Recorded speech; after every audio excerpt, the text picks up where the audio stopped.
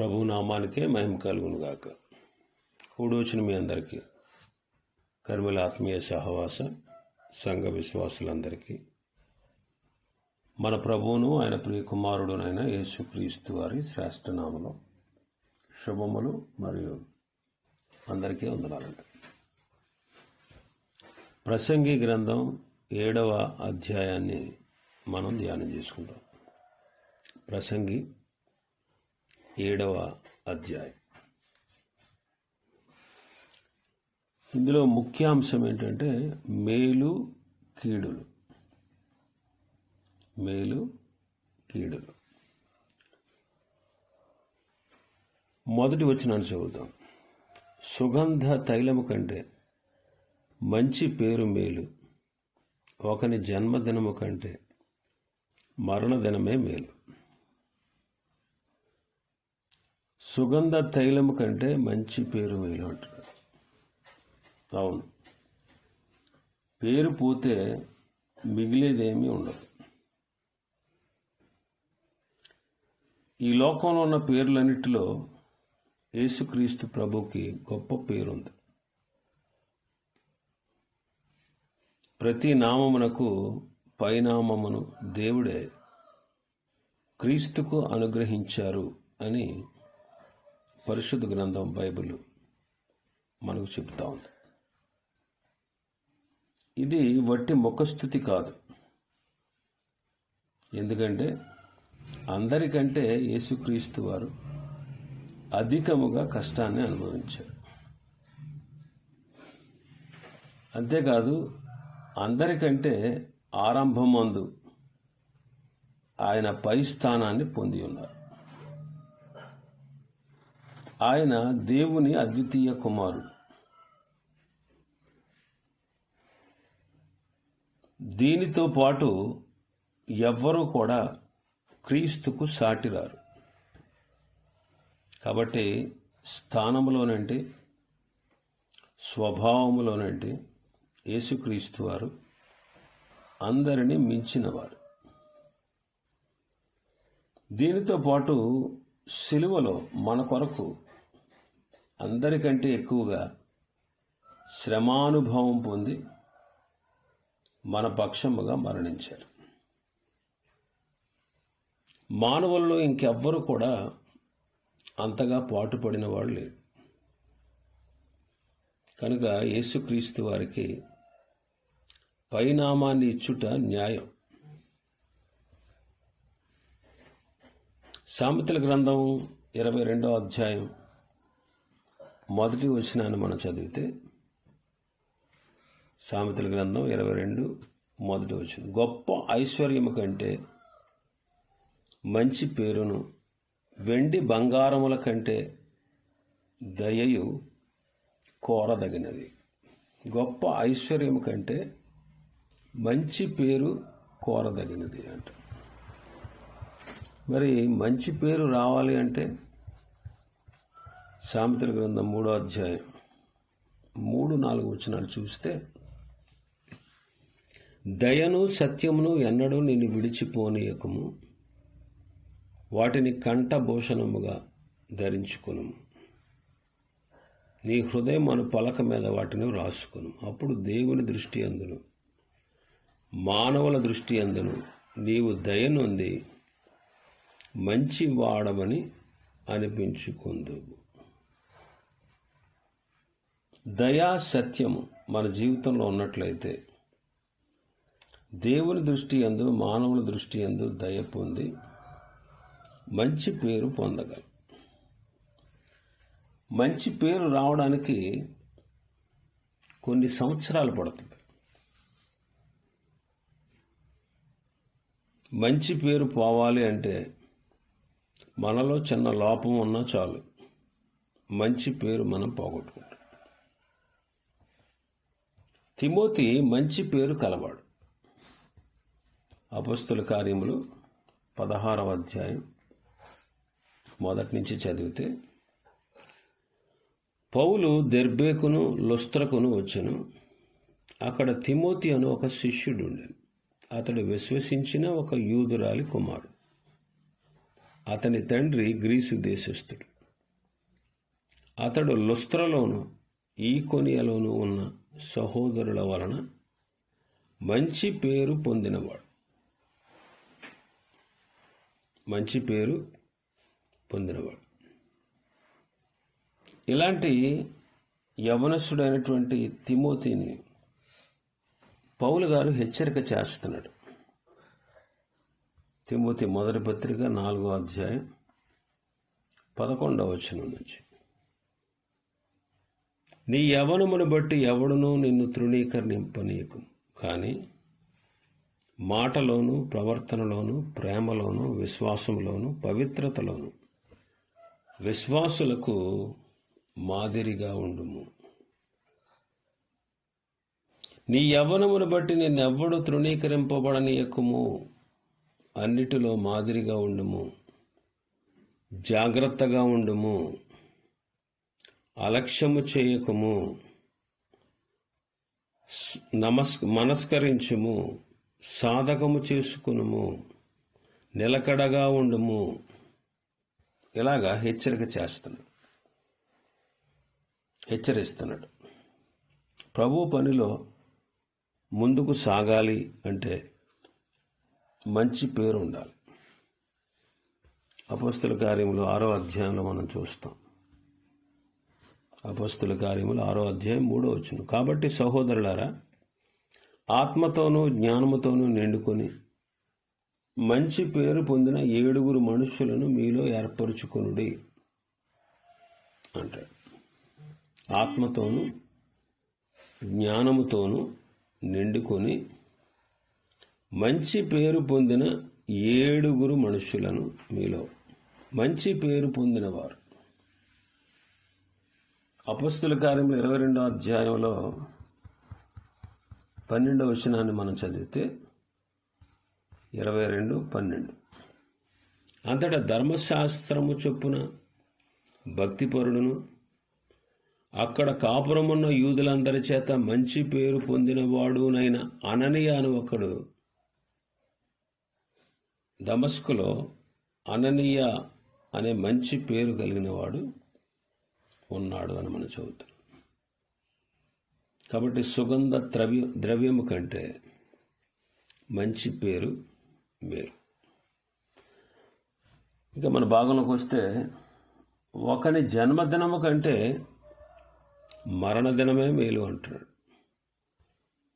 ఒకని జన్మదినము కంటే మరణదినమే మేలు. ఇందులో మన ప్రభు అయిన యేసుక్రీస్తు వారిని మనం విశేషంగా చూడొచ్చు. ప్రజలందరికీ రక్షకుడుగా ఆయన పుట్టి ఉన్నాడు. ఆయన మన పాపముల నిమిత్తం మరణించకపోతే మనకు మేలు జరిగి ఉండేది కాదు. ఆయన మరణ పునరుత్థానముల ద్వారా మనం నీతిమంతులుగా తీర్చబడి నిత్య జీవాన్ని పొందాం.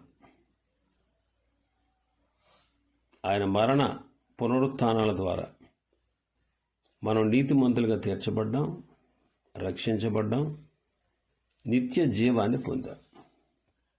రోమాపత్రిక 5వ అధ్యాయం 8వ వచనం, అయితే దేవుడు మన ఎడల తన ప్రేమను వెల్లడిపరుచుచున్నాడు. ఎట్లనగా, మనమింకా పాపులమై ఉండగానే క్రీస్తు మన కొరకు చనిపోయాడు. 4వ అధ్యాయం 25వ వచనం చదివితే, ఆయన మన అపరాధముల నిమిత్తము అప్పగింపబడి మనము నీతిమంతులుగా తీర్చబడుటకే లేపబడిను అంటాడు. 5వ అధ్యాయం 1వ వచనం చూస్తే రోమపత్రిక, కాబట్టి విశ్వాసం మూలమున మనము నీతిమంతులుగా తీర్చబడి మన ప్రభువైన యేసుక్రీస్తు ద్వారా దేవునితో సమాధానము కలిగి ఉన్నాము. 10వ అధ్యాయం 9-10 వచనాలు మనం చూస్తే, యేసు ప్రభు అని నీ నోటితో ఒప్పుకొని దేవుడు మృతులలో నుండి ఆయనను లేపునని నీ హృదయమందు విశ్వసించిన ఎడల నీవు రక్షింపబడదు.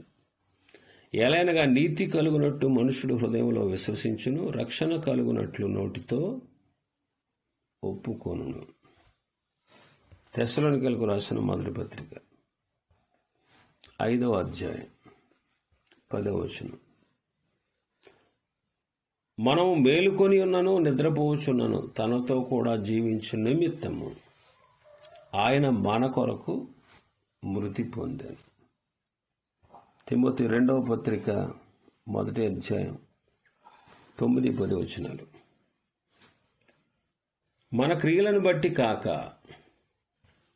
తన స్వకీయ సంకల్పమును బట్టి అనాది కాలముననే క్రీస్తు యేసునందు మనకు అనుగ్రహింపబడినదియు, క్రీస్తు యేసును మన రక్షకుని ప్రత్యక్షత వలన బయలుపరచబడినదియునైన తన కృపను బట్టి మనలను రక్షించి పరిశుద్ధమైన పిలుపుతో ఆయన మనలను పిలిచెను.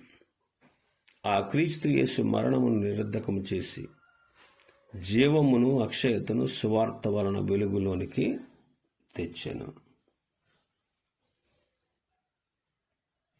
క్రీస్తు మరణించి ఉండకపోతే మనకు ఇన్ని ఆధిక్యతలు దొరికి ఉండేవి కావు. మన మొదటి జన్మ పాపముతో కూడినది. క్రీస్తును అంగీకరించినందువలన మరణము మనకు లాభముగా ఎంచబడింది. ప్రభువుతో నుండేటువంటి భాగ్యం మనకి దొరికింది. ప్రభుతో ఉండే భాగ్యం మనకు దొరికింది. ఫిలిప్పీ పత్రిక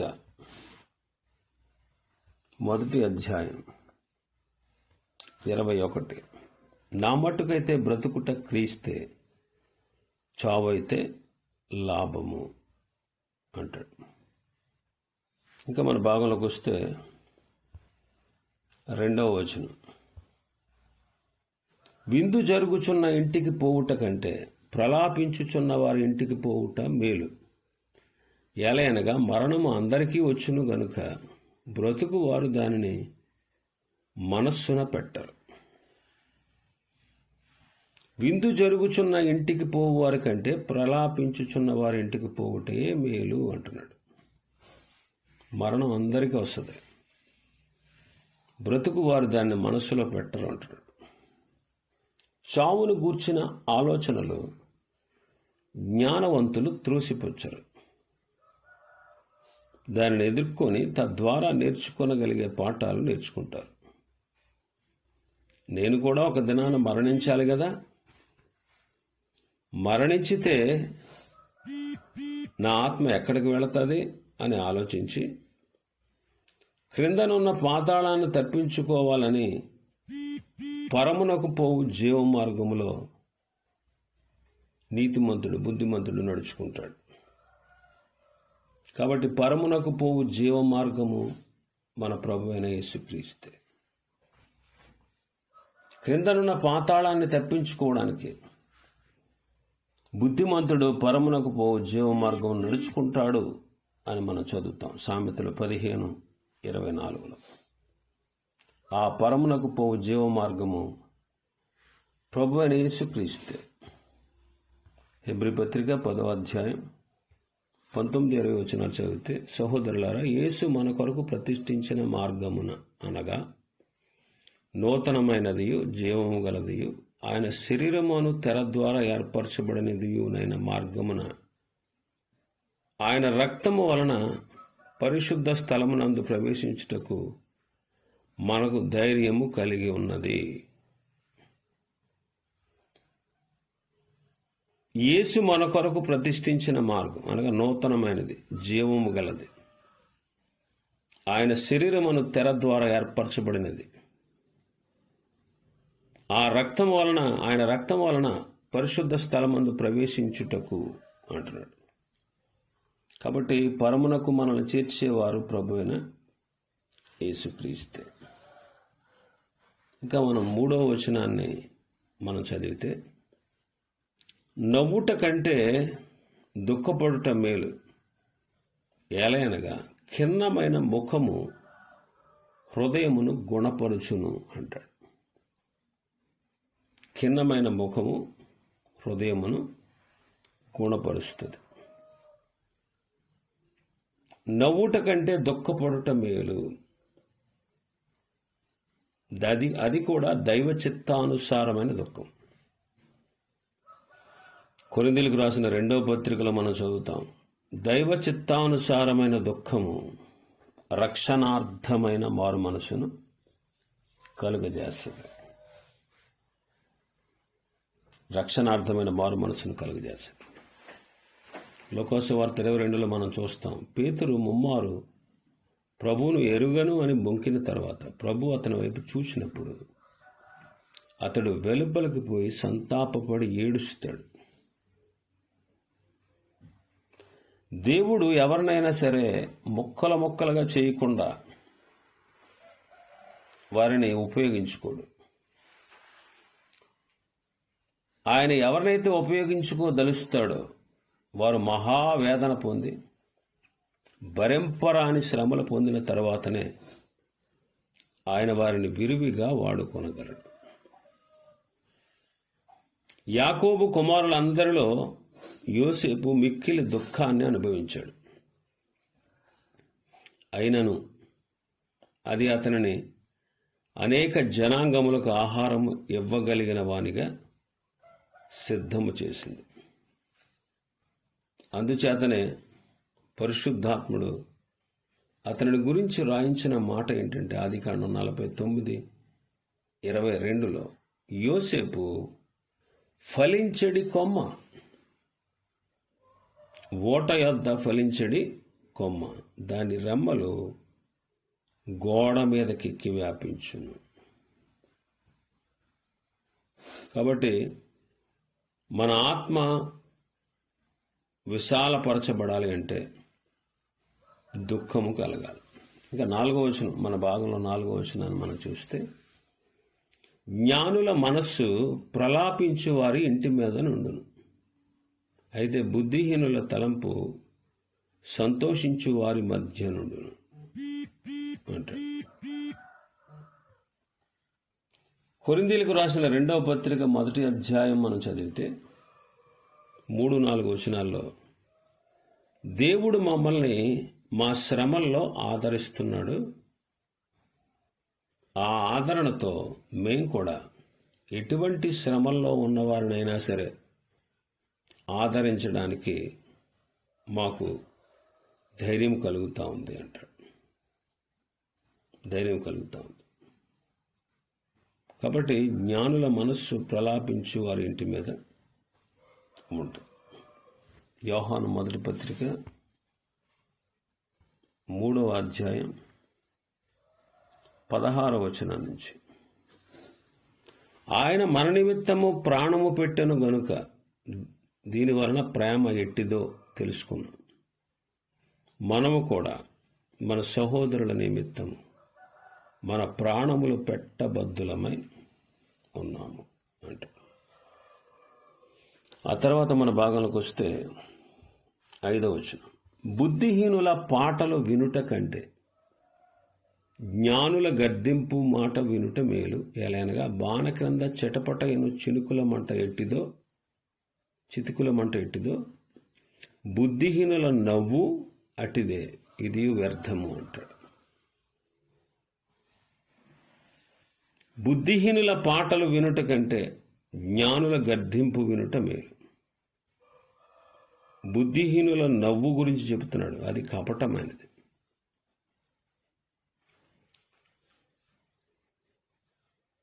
నూట 141వ కీర్తన 5వ వచనం, నీతిమంతులు నన్ను కొట్టుట నాకు ఉపకారం, వారు నన్ను గద్దించుట నాకు తైలాభిషేకం. నేను అట్టి అభిషేకమును త్రోసివేయకుందును గాక. వారి దుష్టక్రియలను చూచియు నేను తప్పక ప్రార్థన చేయుచున్నాను.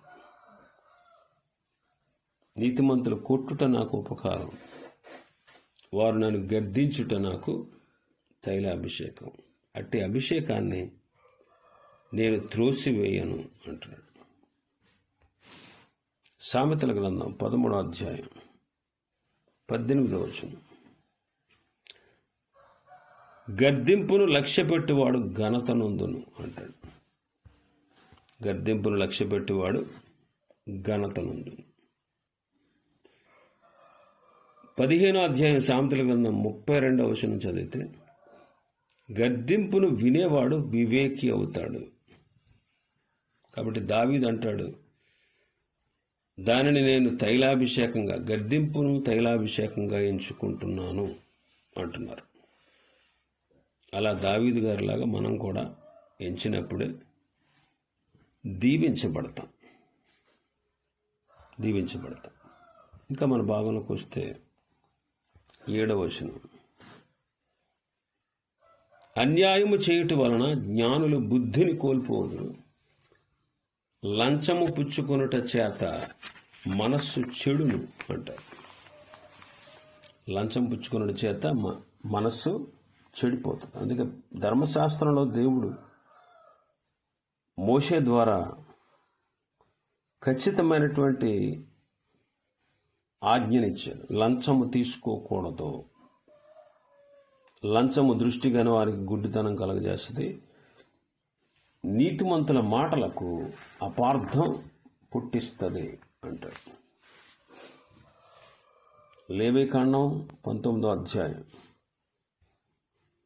15వ వచనం, అన్యాయపు తీర్పు తీర్చకూడదు, భేదవాడికి పక్షపాతం చూపకూడదు, గొప్పవాడిని అభిమానం చూపకూడదు, న్యాయమును బట్టి నీ పొరుగువానికి తీర్పు తీర్చాలి అంటాడు. ద్వితీయోపదేశకాండం 16వ అధ్యాయంలో 19వ వచనాన్ని చదివితే, నీవు న్యాయము తప్పి తీర్పు తీర్చకూడదు, పక్షపాతము చేయకూడదు, లంచము పుచ్చుకోకూడదు, ఎందుకంటే లంచము జ్ఞానుల కనులకు గుడ్డితనము కలుగజేయను, నీతిమంతుల మాటలకు అపార్థము పుట్టించును అంటాడు.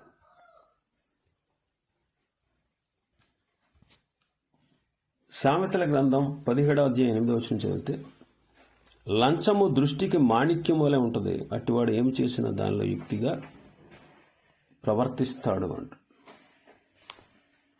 కాబట్టి లంచము పుచ్చుకొనకూడదు.